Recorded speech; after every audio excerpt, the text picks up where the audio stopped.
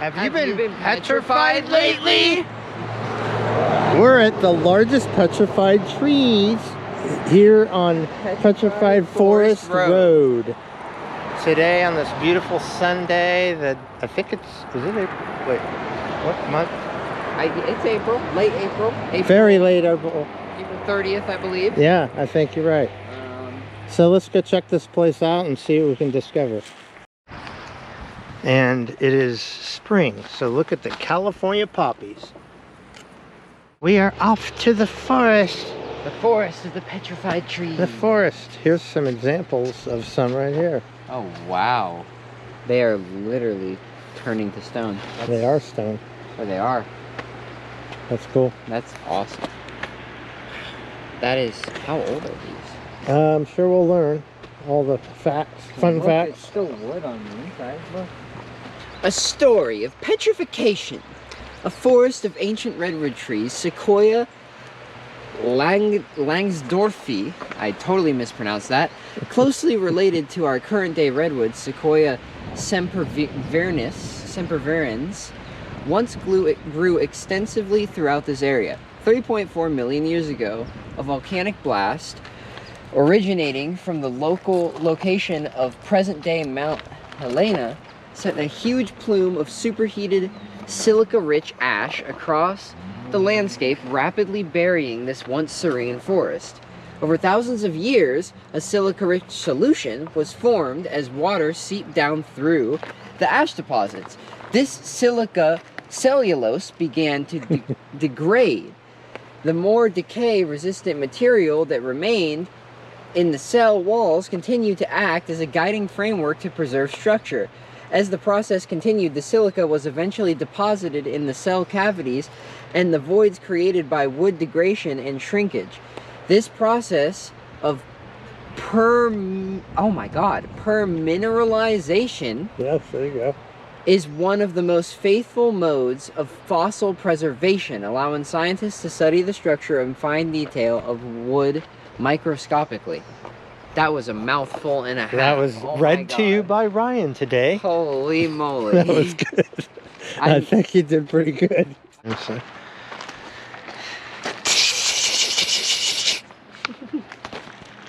Beware of rattlesnakes. So here we have the Douglas fir.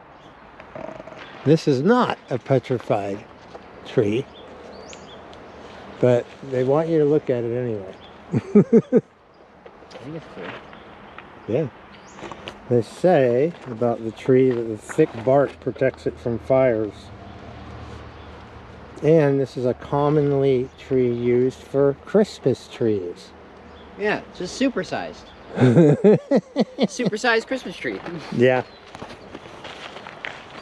So, down here you can see we have a whole petrified log. And something that I personally did research on about these and know, not necessarily if it's around this area, is that petrified trees like this that are super old aren't necessarily always found on the surface. Sometimes, and most of the time, they get buried under the ground over long periods of time. What can happen sometimes is if it's buried underground so deep that rock has formed around it and it's part of a cave system, the tree part will over time rot away either by animals that are living in the cave or like coming through or water movements in the area, and what you'll have is this perfectly cylindrical cave that's perfectly like fit, right, shaped like a log, and the walls of the cave are fitted with the exact markings that the tree bark had before it was gone. That makes sense. And sometimes you can find them in a row, so you can have like a level that goes down and then it goes into one and then another, and you can keep going down like different stretches of log caves deep underground, which is quite fascinating. It says here that it's 43 feet long and 2 feet in diameter, and it's the only petrified pine tree. Okay. Then that's why this is unusual. This is the pine tree. And I think I'm right. It's like 3.4 million years ago or something. Yeah. To get to this point. Complete petrification. Look at that. Quite fascinating. Think how much that tree, how long it's been here. How much it seems. Our existence is a millisecond for what this tree's been here. Yeah. Just chilling.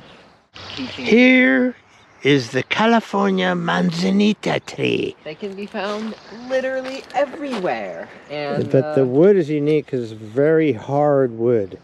Yeah. Very bendy. Yes. The white rock at your feet is volcanic ash, composed of sparkling glass shards and fine particles of volcanic dust. Excuse me. Silica is present in molecular form, which is carried down by water through the ash toward the berry forest. Orange streaks and clusters are present are concentrations of iron. So orange all of streaks are constant. This is iron. Iron there. Iron everywhere. Damn, it's like Minecraft. Yeah. Dude, I can make a sword.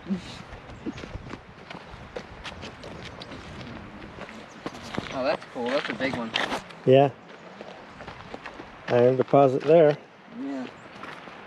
This is a really cool one. It's got all the lines in it. All the different years of the tree's life before it's petrified. That's cool. Petrified wood in its natural state. These pieces of petrified wood were placed here many years ago in order to demonstrate what they may have looked like in their natural state. Charles Evans, the eccentric homesteader who discovered these petrified trees, spent 8 years living on this property before he made his initial discovery. The extensive buildup of moss and lichen over the years has served to mask the details of the petrified wood, making them more challenging to identify. Each year, the exhibits are cleaned carefully by hand to expose the color of the minerals, druzy quartz, and fine detail of preservation. And here we have the miner in the middle of his woods with his shotgun guarding his territory. No clue why this is here, but it's certainly entertaining. 6 foot in diameter and 60 feet in length.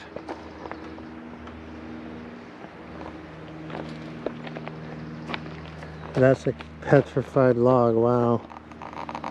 A tree.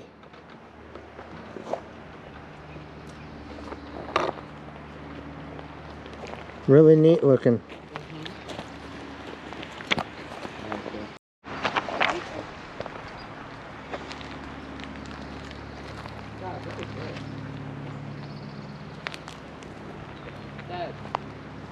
Hold up.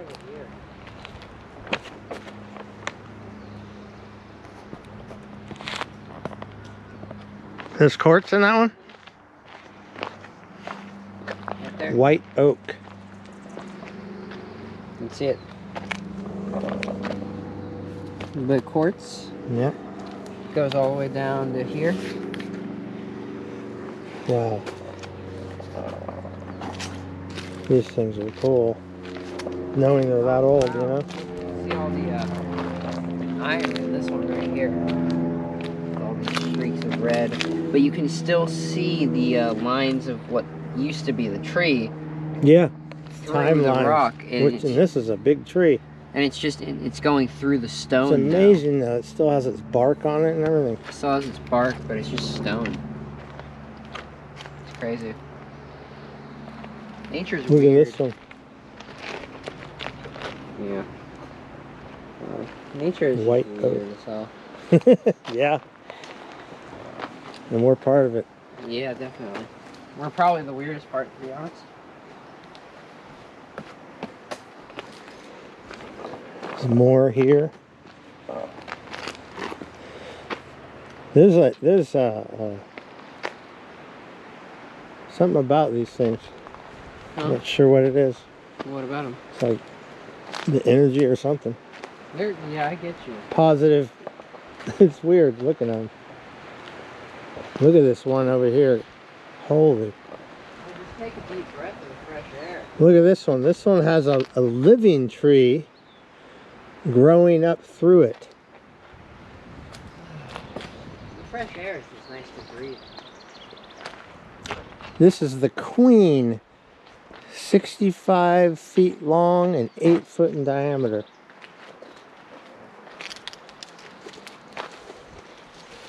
That's a big one. It is.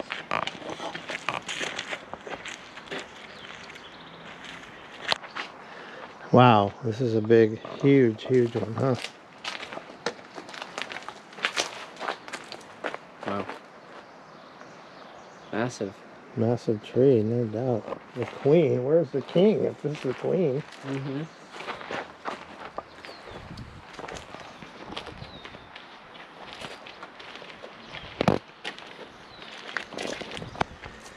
And some of these are more like woody than others. Some of them look more stony than others. But Yep. if you look on the inside, it's all just stone. No matter what it looks like, which is very fascinating. This is a natural process on this planet. It just happens over an extensive period of millions of years. It is very interesting. Yeah.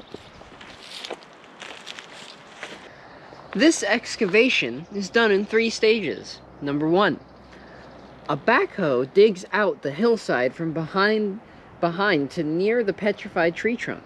2, pick and shovel work is done around the top and sides of the tree. And 3, geologists pick and brush are then used to remove the rock of the trunk itself. I see. And then I guess you can see some pictures in the museum. This one is called the monarch or tunnel tree. Exposed length 105 feet, diameter 6 feet, species coastal redwoods or California coastal redwoods. Discovered in 1919. Let's check this one out. An abandoned mine shaft. This is the tunnel tree? Oh, because it goes into a tunnel, I see. Makes sense now.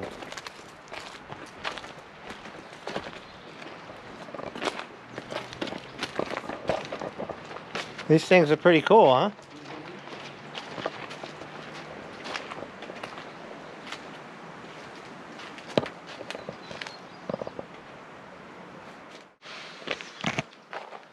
Lizard alert, lizard alert.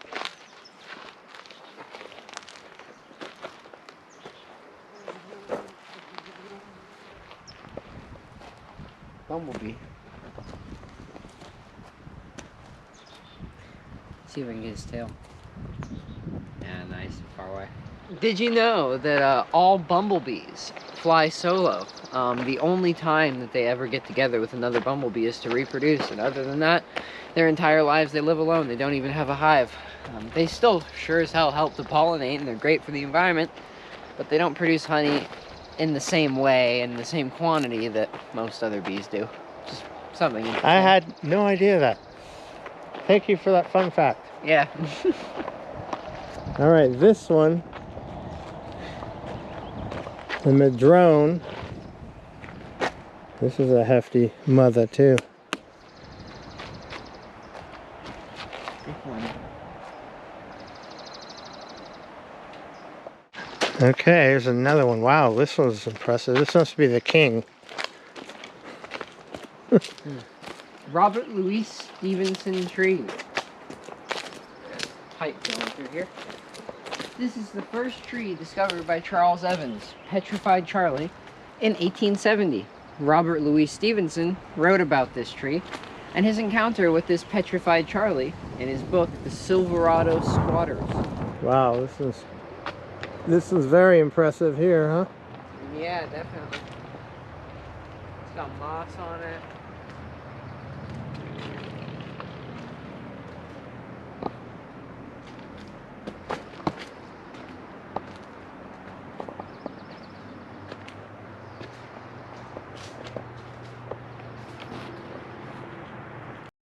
Oh wow. The tree, you can actually see. You can see the effects of human traffic on it, and why they put these fences up in general. Is the tree here is like very lush, beautiful. Its color is preserved, its texture, moss, and then you see the part down here everyone's traveled on. It's still really cool, but it's all white. All of its personality is kind of stripped. I think it's a good thing that they decided to section off a lot of these, preserve their natural beauty. Yep. That's pretty cool. Yeah, but it's a good thing that there's also a few that is out there. Gotta have a good mix. We got ferns growing off this one. Oh, really? I love ferns. Ferns are weird. Yeah, I like ferns too.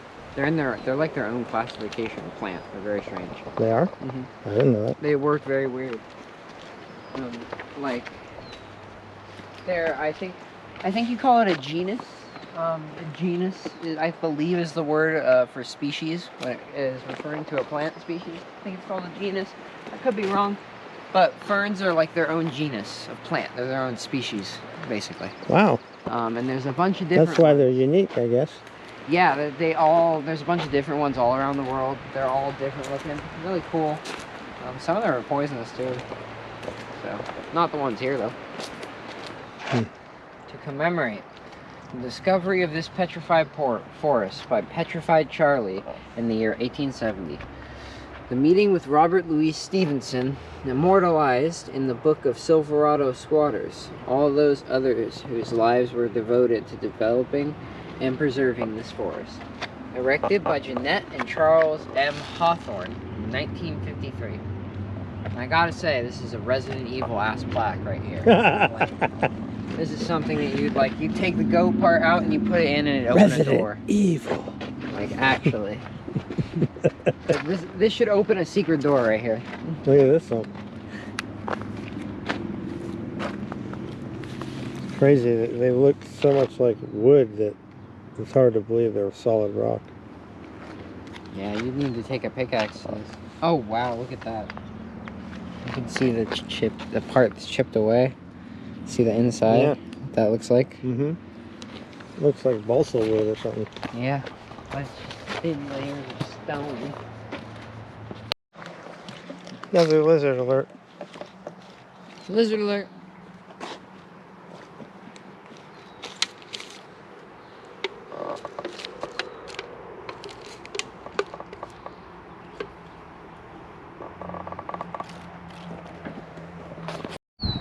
So we're here sitting on these benches and they have this, you just sit and look at the meadow.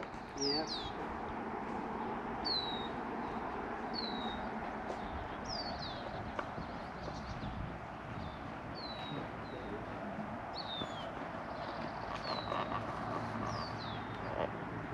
Hello. Hello. How you doing? Good, you? Doing great. Any Yeah. questions about anything? I mean, you got any questions? Not anymore, because I read. These are most of these are 3.4 million years old. Oh yeah, they're all buried at the same time, right? Okay. Wow. And the volcanic ash. Yeah, the eruption, they were buried, volcanic ash. No, the process took probably a couple thousand. For something this big, maybe 2,000 years. It'll take a long time. Yeah, well, they're buried in the ash and the water comes. The water seeps through the ashes, it doesn't, it carries the minerals, mostly silica. Okay. There's some iron and minor amounts of other material. Slow, it's that soupy mass just keeps seeping into the redwood trunk, seeping. Got it. And over the course of that period of time, every cell of the tree gets replaced with the minerals, Wow. cell by cell. That's really cool. Really? Yeah. That's pretty neat. So it retains the shape and structure, but it's like completely different material. It's all silicon, mostly, and then iron. Wow. You know, when you see a dinosaur bone in the museum, Yeah. it's no longer a bone, it's a fossil bone. That's silicon too. Mm. Think about it, if it was a natural bone, it would decompose over millions. Yeah, Right. you're right, yeah. Buried and replaced by silicon. Here it is It today. retains its shape, it retains its So- form. The event that caused this was a volcanic explosion in Napa, or No, it's in that direction. It's right kind of at the very top of the Sonoma, right at the top of the Napa Valley. okay. If you're going north up the Napa Valley, you're looking right at it. Are you going out to the meadow? You'll see it. Go out to the meadow. Okay. That's kind of the thing. You see a view of what was the volcano. It's just a mountain today. And just beyond that's the volcanic ash hill. Okay, cool. So yeah, you definitely want to go to the meadow on a nice day. Cool. Yeah, it's a beautiful day It's like too. 95 degrees. I don't recommend it, but on a day like this. Yeah, it gets hot up Okay. here. Yeah. Yeah, it's a Well, perfect thank day you out so today. much. Head on out. You'll see where the volcano was, and that ash hill was pretty impressive too. Yeah. Thank you. Appreciate it. So are you a tour guide here? Is that what you I do? do that, and I just kind of give out information. Oh, I'm awesome. actually retired. They asked me to come in now and again to pinch hit. Oh, okay. Somebody, Fair. keep me active a little bit. Yeah. These things are, I've lived in the Bay Area my whole life, and these, I never come here. And these things are pretty neat. Yeah, they're Well, cool. never. Yeah, they're awesome. They're more impressive than I could have imagined. Yeah, I mean, That's mostly what they're most famous for. Some petrified wood, you got more color, Mm-hmm. more agatized, or this or that. These trees here are more famous for how well they're preserved. Yeah. Detailed the tree, and you look at some of the pieces, especially when you go down below at the very bottom there, before you go into the shop. There's a bunch of pieces in kind of like a circle area. Yeah. Look at them closely because they've all been power washed. All that lichen and moss have been blown off. You okay. can see the actual detail of the grain and everything. Okay. Oh, wow. That's worth a look. Okay. Something you're not seeing here. After the meadow. Yeah. Like I've looked into these things and like I've done research online, but I've never seen them in person. They're very interesting. Like it's a fascinating process that nature does there. Like it's really interesting. Happens over the course of so much time. Yeah. And geologically, these trees are young. Really? Okay. 3.4 million is not a big deal in Just a geological time. infant. Give you a comparison. Down in Arizona, there's a National Petrified Forest Park. It's Yeah. in the desert. Okay. It wasn't volcanic. It was an inland sea there with trees sunk under the sea, under the seabed. Okay. And water carried the minerals in the seabed down into the trees. Oh. And then eventually the sea dried up, and then erosion uncovered the trees that were buried in the desert, turned into a desert. And now they're pieces scattered about for miles and miles Wow. in the desert. Now those trees are 205 million years old. Holy shit. Whoa. 3.4 million, eh? Yeah, goddamn. These are probably the youngest petrified trees. That's a good point. Wow. God damn, I did not That's realize. then they do that by carbon dating the trees. Right, well, there's carbon dating. Now when you go back to a certain point, there's a process called radioactive potassium testing. Oh, It's the same general concept. sounds scary. Potassium, Well, like- Radio. Potassium does have a very small natural radioactivity. Yeah. I believe. Yeah. Everything, like a banana, Well, you're gonna has a tiny bit of radiation in it, even, which is really funny. And it has a breakdown at a certain rate, like carbon does. Okay. Wow. You can measure the breakdown rate Yeah. and get the years. That's cool. It's awesome. So when these were alive, what was the world like? Well, right here, this location, the ocean was about a mile away. This is a redwood forest. Okay, a mile away was the ocean. Yeah. That's why there were coastal redwoods. Okay, what were there mastodons? There were saber-toothed tigers. Okay. There were big 10-foot bears. Yeah. There was a 6-foot sloth. Yes. Sloth. 6-foot sloth. Oh yeah. No, the oxygen levels in the atmosphere were much higher, I believe. So it led to like bigger organisms. The bugs were bigger. I remember. The bears were 10 feet. Yeah. It's like crazy. You're a goner if you run into one of those. Oh my god, yeah, it's literally Elden Ring bear. It's like, oh my god. They could kill a grizzly and eat it. It's like the big mutant bears from Elden Ring. But Yeah. like, they're just real. All right. But the 6-foot sloths, that must have been interesting to see. Yeah. Not a fast animal. Yeah, you can get away from him. Oh Mhm. yeah. God, sloths are weird. They're so slow because they don't eat enough to like get any nutrition to like have any calories to burn in the first place because their diet's so bad. Yeah. It's really funny. Koalas are the same way. Yeah. Anyways, Well, but thank you yeah, for your thank you. info. Appreciate it. Fact. Concentric splits. On many of the petrified trees, you see parallel breaks along the trunk. This is believed to occur from the earth movement underneath the trees. Very interesting, I must say. Alrighty. We are going on a little jaunt to the meadow. So, Fun fact. yeah, so behind any sort of car, and it's much more noticeable on big 16-wheeler trucks, the centrifugal force of the air when you're driving at high speeds creates an air pocket. And if you manage to stay within that air pocket, which is very feasible, especially if you're behind a big 16-wheeler, even with something like a bike, you can get going to 80 plus miles an hour in a bike because the force of the air, because you're in this air pocket, is actually going behind you and pushing you forward with the truck. Yeah. So I've seen videos, you can look them up online on YouTube. Yeah, they're pedaling behind a van. They're pedaling behind like a 16-wheeler truck, and the bike is literally going 60 miles an hour, I've and the seen biker those. isn't even breaking that much of a sweat. Yeah. And it's insane. No resistance. You can do that with like pretty much anything if you have a small enough vehicle and you're in the right spot. It's just kind of fascinating. It's just because the air moves in this particular way when it hits the top of your car at high speeds, and it creates a little pocket where there is no wind resistance, and you are essentially, the air basically thinks that you are part of the vehicle. It's kind of interesting. Doe, deer. There's 3 of them, actually. Oh, there's 3? There's 3. 3 deer. Just chilling.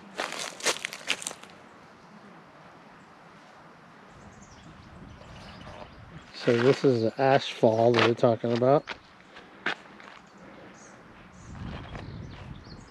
Here's a couple more benches to try out. That one's covered with bird poop, so I will sit on this one.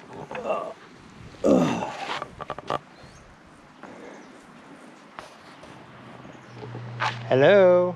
Thanks for visiting and watching the video about the Petrified Forest. It's been interesting, Hopefully you fascinating. enjoyed it as much as we did. That was actually really cool. Interesting. And I'll see you in my next video. Thanks for coming along. Yeah, thank you.